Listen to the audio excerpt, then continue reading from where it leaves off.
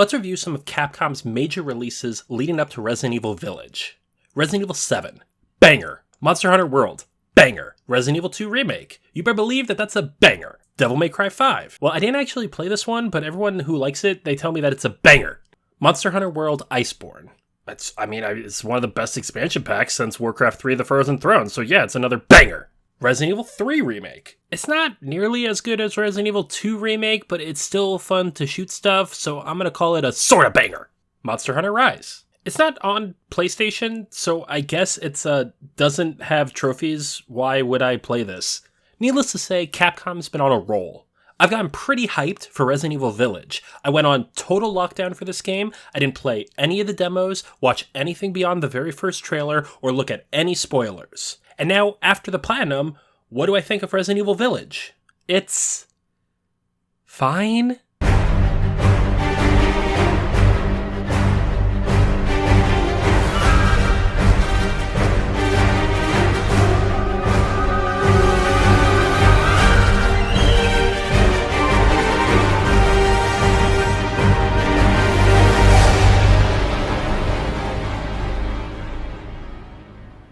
Resident Evil Village puts us back in the role of Ethan Winters. It's been a few years since the conclusion of RE7, and Ethan and his wife have moved to Europe and are taking care of their new daughter, Rosemary. After some prodding by Chris... Sorry, Ethan. No! Ethan is thrust back into the world of bioterrorism. The game is mainly structured around a central village with 4 areas that branch off of it. For each section of the game, Ethan will travel to one of these regions and take down the lord of that domain. I don't think I'm exaggerating at all when I say the atmosphere of Village is the best in the series. Each of the 4 lords oozes style in their own horrific, bioterrorist, pussy ways.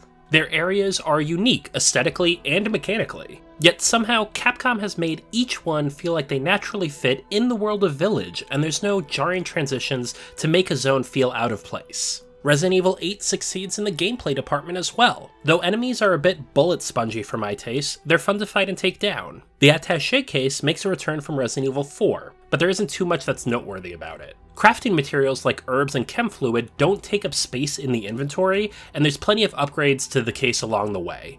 I never ran out of space in my inventory throughout the entire journey.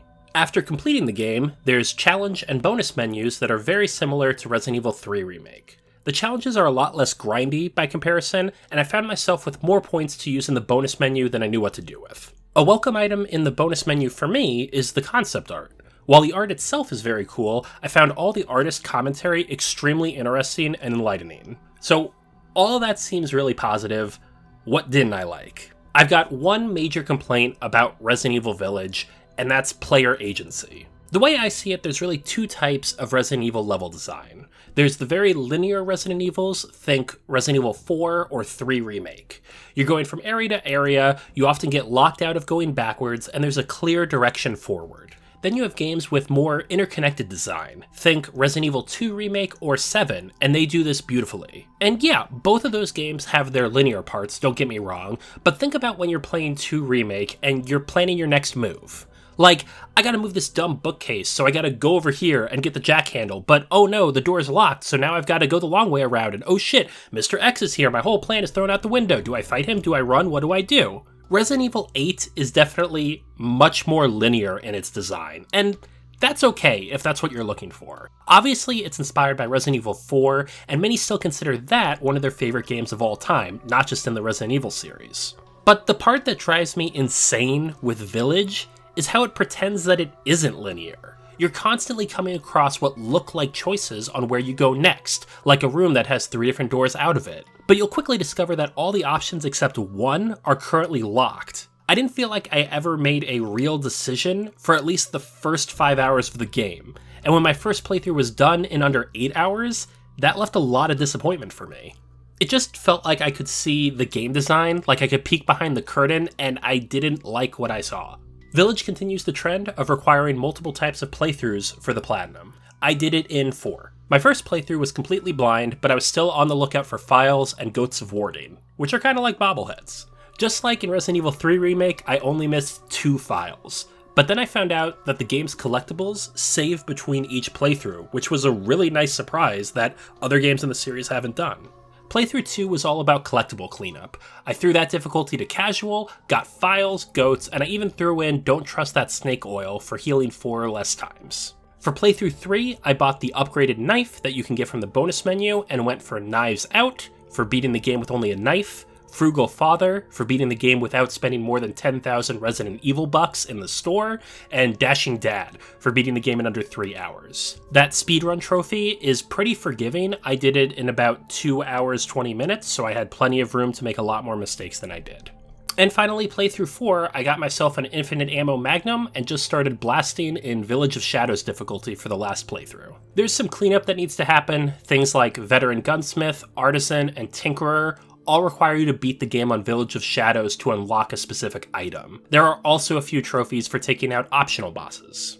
Which, as far as trophies go, brings us to Mercenaries. Mercenaries only has 2 trophies.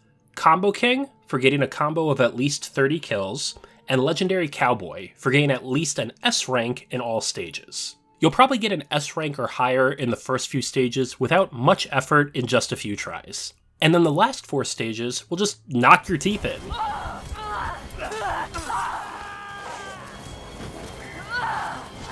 See, while the first 4 stages, you could buy a sniper or a shotgun or other common use guns, in the last 4 stages, you can only buy a grenade launcher or a magnum, and the game isn't going to give you all that much ammo for either of those during the stages. Oh, and they also tripled the difficulty from the baby mode that you were in the early stages. Luckily, they did lower the score requirements for all of these ones, so if you survive, you'll naturally come very close to that S rank. One good combo and you'll soar past it. In the end, I had to resort to the flash grenade knife strategy for 2 of the levels. While this strategy is very good, it relies heavily on RNG, since the first skill pickup really needs to be either the 5 times knife damage or the 10 times knife damage to make any significant progress. Mercenaries didn't dampen the experience for me, but it didn't improve it either. Resident Evil Village is definitely not my favorite Resident Evil game. I enjoy the intimacy of 7 way more. I like 2 remakes significantly more, but it's not a bad game by any means, and I still thoroughly recommend it. Village is fun, has some of the best atmosphere in any Resident Evil game, and if Resident Evil 4 is your favorite one in the series, it might just get top tier.